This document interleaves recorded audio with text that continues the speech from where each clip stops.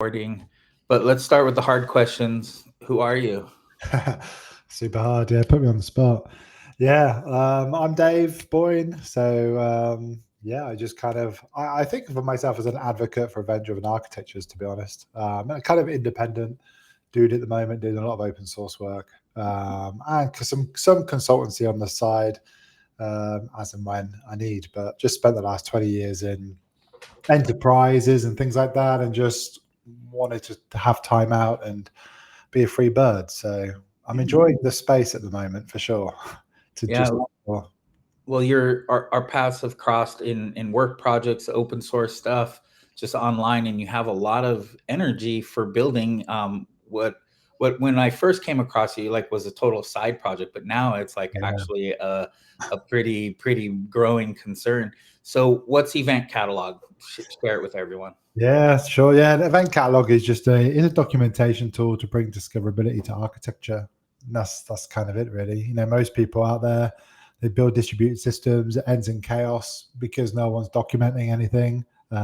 We have open API and things like that, and async API, but there's still a lot of mess. And event catalog really just helps people save time and put some controls around the chaos. That's the whole idea, anyway. Yeah, and I like you lead with discoverability of your architecture Yeah. and not the event-driven architecture, just your architecture and your and I think so what's the role that event-driven architecture plays in Yeah. discoverability and visibility? It's an interesting one, yeah. So it used to be like, discoverability for your event-driven architectures. So like 3 years ago, the project just started off as a side project for just cataloging events. That was it. Hence event catalog, right? And since then, it's kind of just grown arms and legs and like into a lot of domain-driven design, a lot into like domain, subdomains, bounded context, and these kind of things.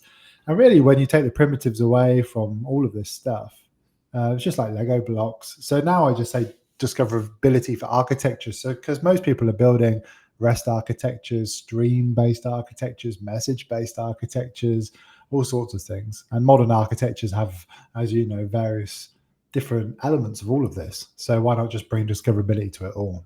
So that's kind of where it's at the moment, really. Yeah, Yeah. but the main focus still is event architectures because a lot of people in that area are just struggling with chaos, especially at a scale. At day one, having 5 or 10 events is fine, or 3 services. And day 100, when you have 1,000 events and 50 services, it's just chaos, and everyone's just like, "What the hell's going on?" Everyone I speak to literally is just like, "We're in a mess, and we need help." Yeah. Yeah, and I've worked with a lot of enterprises over the years who have, brought me in as part of center of excellence, very top Mm. down CIO, CTO's office style projects. Hey, we're week long domain driven design sessions, lots of things Mm. like that were all very productive, all needed, but many also didn't go anywhere, kind of fell flat on their face. Mm. And I'm a big fan of like we're not going to be able to master plan the enterprise because things move so fast. I'm a big fan of measuring the existing outputs of a Mm. large system to understand what it is, and Yeah. that's why I think your approach is so unique as far as discovery and visibility, but Mm. using events to kind of make that happen in real time and then give us the tools to make start making sense of that. Yeah. Yeah, exactly that. Yeah, people don't know what they don't know, and they don't know how to find this information. Especially in enterprises, it's like the information's there. It's just if we can make it visible, and I'm a very visual person, so if we can make this visual in like visualizations and graphics and things like that, I think it just helps tell a story. And the interesting thing is not really. I always thought it was a developer's problem to solve, but the more I'm into this space, it's not at all. It's a product and a business, and there's very different personas coming to Event Catalog to help with various different levels of complexity. Yeah, so it's a big problem, really. What was the thinking went into your support of open source API specs like Open API, Async API, Yeah. GraphQL? Like what's gone into that? Sure, yeah. So, well, as you know, I was on the Async API team for a while with Fran and these guys. So, huge part of my heart for this kind of stuff. But it's like when event catalog, as I said, is focused on primitives and messages, queries, commands, events, services, not really technology. But when you look at specifications like OpenAPI and GraphQL and async API, the primitives are the same. It's like, okay, we have a message, it's a query, it's on a REST endpoint, here is some data, it's a request response. So it's really all it does is translate these things into these primitives. And then with the primitives, you can document them. And the reason to just integrate with them is because they're standards, right? Especially Open API, as you know. This thing's been around for many, many years. And async API, I feel, is just kind of coming out, right? There some adoption, but it still takes years, even decades, to be honest, for things to adopt at a huge scale. So I think with async API, we're seeing a similar growth to what we saw in Open API. But why not support these specifications, and most people are using them, so just ingest them and help people document them and use them as a foundation. So that's the idea, really. Yeah, and you really seem to be connecting the dots across all of them with events, I would say, and everything that they describe and how they're used as a mapping tool. But you're not like picking one over the other. You're just like, hey, these have a use, and we're using it to figure it out. And you seem to have the similar approach for like registries. You got multiple, your integrations page is pretty rich Yeah. with the integrations and what you're doing, and you've got some AI tools in there and stuff. So where do you see it going when it comes to the visualization, the mapping, the studio, I guess? Yeah. Who are you targeting in the enterprise? What roles are you targeting for the studio to like get involved Yeah. in? Yeah, the studio one's an interesting one. I kind of took a lot of inspiration from like event storming and modeling and this DDD side of things. I always found it a bit weird that you would model something and then on post-it notes and then have no artifact at the end of it. So originally it started with like, once if we could model something and have an event catalog at the end of it as a baseline, as some documentation, as something that we can go on. So that's kind of like the original thing, but it's still fairly new, to be honest. And the more I think about it now, the more the position around it all really is just to my thoughts are, if you document your architecture and you add the meanings and everything like this, it's like, why can't I use my architecture primitives like my REST endpoints or my messages or my schemas and actually use them to design stuff for now or in the future, or document workflows or business processes? Why does everything have to be so independent of each other? Why do I have to go to a Miro board and use post-it notes when I already have the essence of the architecture somewhere? So why don't we use the documentation to drive that? And that's kind of, I think, the thing I'm exploring at the moment, and the innovation I want to look at is like, can we bring it back around again from design documentation back to design again, and collaborate and feedback and this kind of stuff. So it's still fairly new. Some people are using it and using it to document business workflows, which is really cool. So I'm just curious, to see how we can just make that ecosystem better, because I think it's a bit of a disconnect for sure. Yeah, I think making it more visible, being able to see these events, start organizing the domain driven design, the defining boundaries, making it visible, and then you have owner and stakeholder pieces in here too. And so, do you really see this? I mean, I'm looking for that in motion, tactical things that we can do in the moment that are going to feed into a strategy and feed into the domain and feed into all those things we would do in the center of excellence DDD group or whatever, but be able to do it on the ground. So is it something that people can use at that low level to get things done? I think so. Yeah, many people are using it for different types of things, really, and different kind of workflows and processes in the organization. So some people are mapping the whole domains, and then kind of going granular, lower level. There's a lot of like kind of overlapping ways of like the C4 model, which is like the different levels of information, the containers, and all this kind of stuff. That's somewhere I think Event Catalog will eventually kind of go. It naturally is there anyway, which is domains, services, in the services, the messages, the schemas.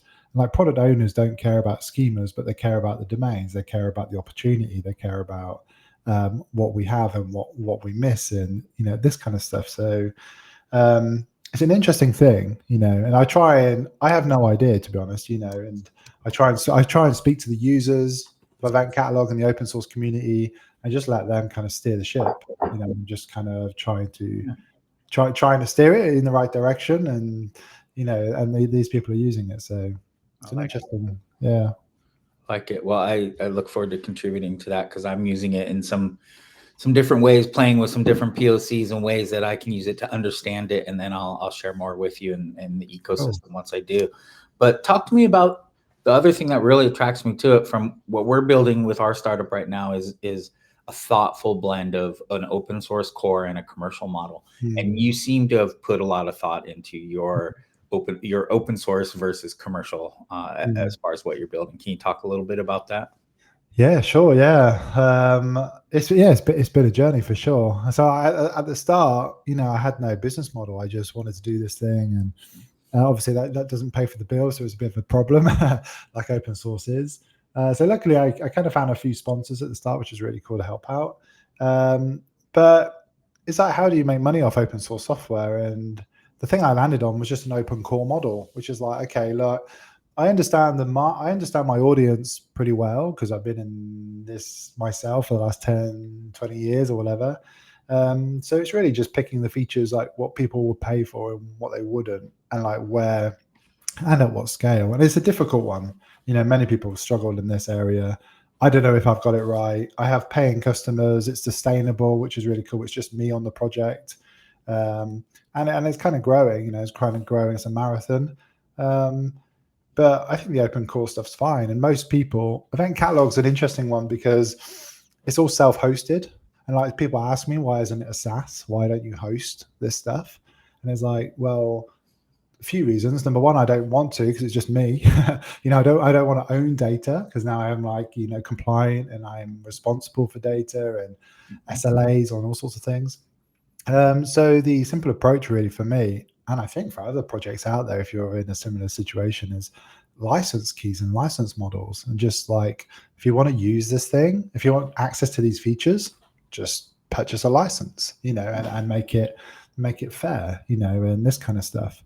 So there's a whole story there. I'm doing a talk next year at NDC London, a new talk actually, which is like open source, turning open source into a business. So I kind of want to just start sharing some of this stuff, because when I started, it was like, there are things out there that can help you, but and even things like enterprise contracts, no one prepares you for that, and no one prepares you for pricing strategies, no one prepares you for any of this stuff. So the more I kind of can share, and hopefully inspire other people to do the same, but I think it's a good balance. And most enterprises, to be honest, they will purchase a license, because most enterprises don't like to mess around with licenses. And yeah, sure, you can backdoor it. Yeah, sure, you can get the features for free.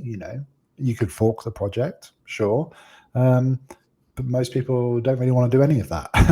So it's easier for them just to pay a license fee. Yeah, and get a nice package. And Exactly. I've been involved in the API discovery hustle for a long time, meaning catalogs of APIs, marketplaces of APIs, programmable web. That was one of my first jobs as I started API Evangelist, to Postman Network, to what used to be Shapes Marketplace before Kong sold it to Rapid API. So I'm really have a lot of thoughts and opinions on API discovery and why things haven't been successful. And one of them is, I feel like it needs to be more in motion and relative and have that domain alignment.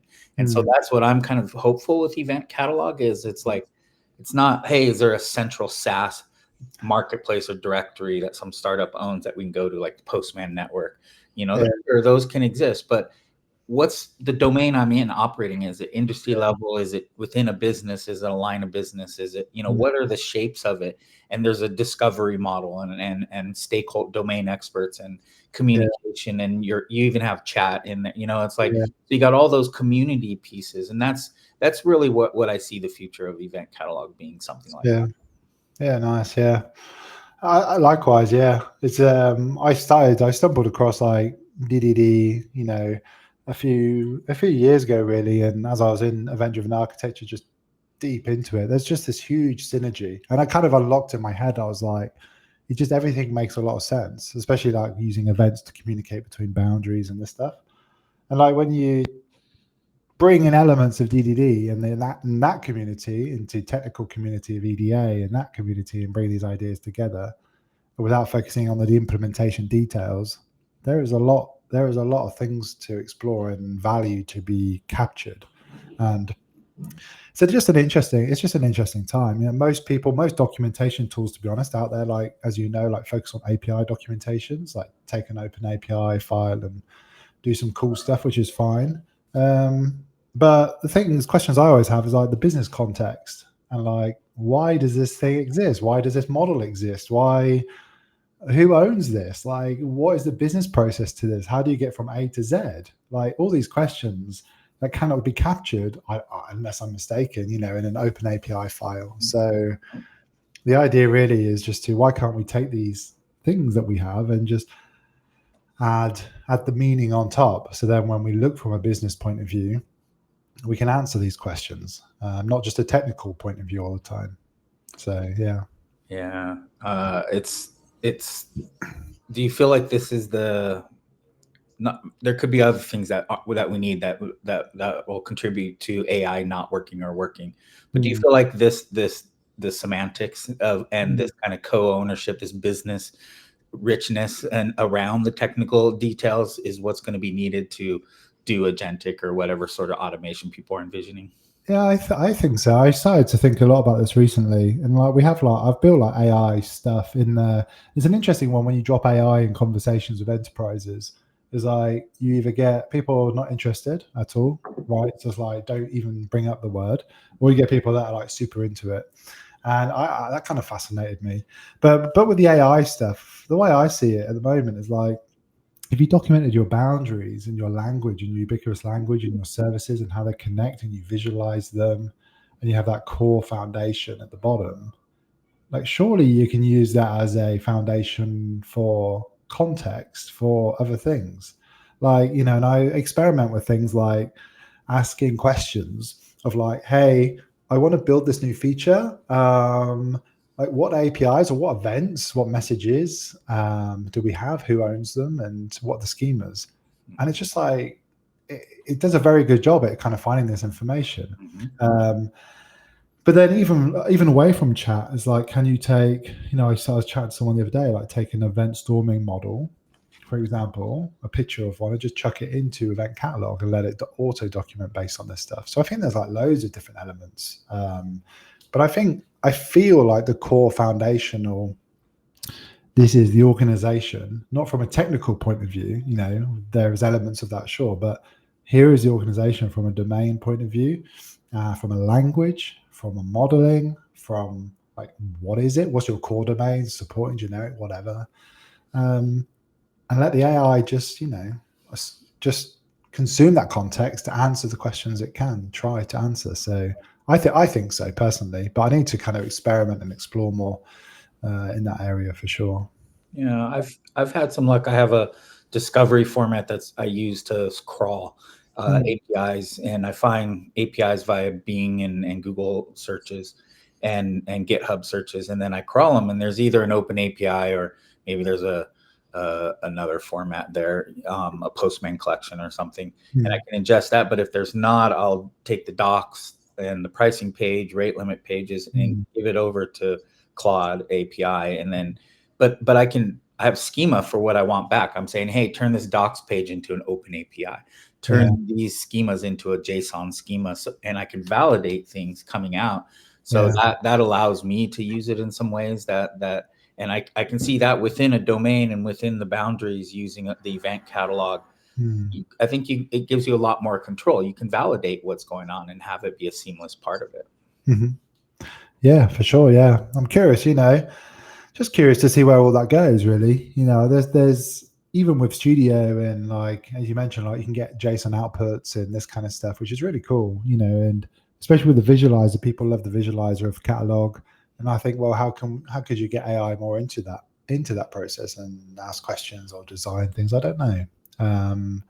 But I definitely think there's a part to play for sure. It's just figuring it out and making sure it's valuable and not just adding it in for the sake of it, right? And that's kind of a really tricky thing to fall into. In general, I guess, is adding features that are it's just not used or not valued. You don't want that bloat. Exactly. How do we get more business people involved in this conversation and using Event Catalog? It's an interesting, it's an interesting one.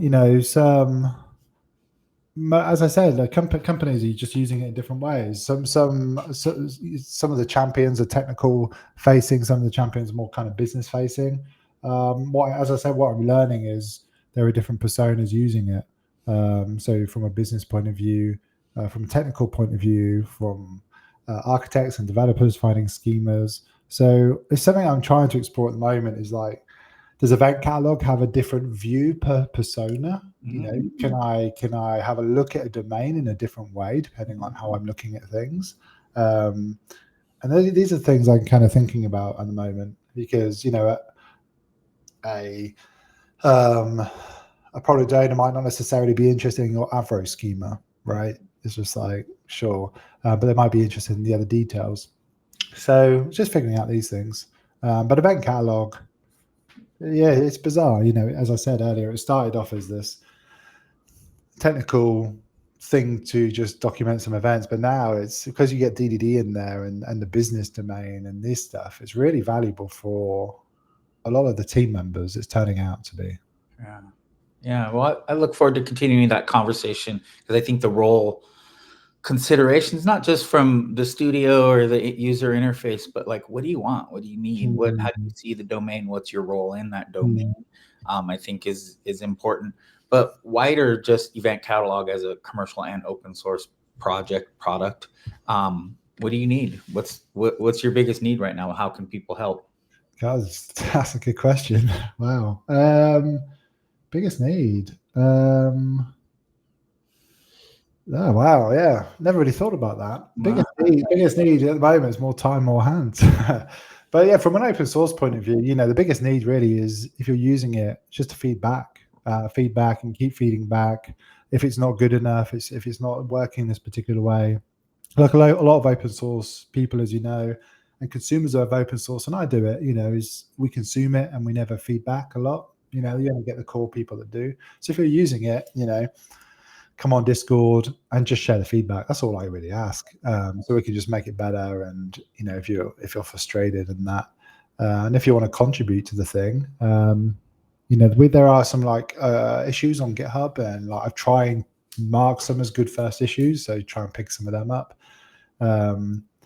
That's probably about it at the moment, to be honest. Yeah, I hear that a lot. I was just talking to the Microx guys, Justine and Laura, and they say the same thing. Like, we need feedback. We need those use cases, those white papers, those studies that show how it's used in detail. It's helpful. Yeah, exactly.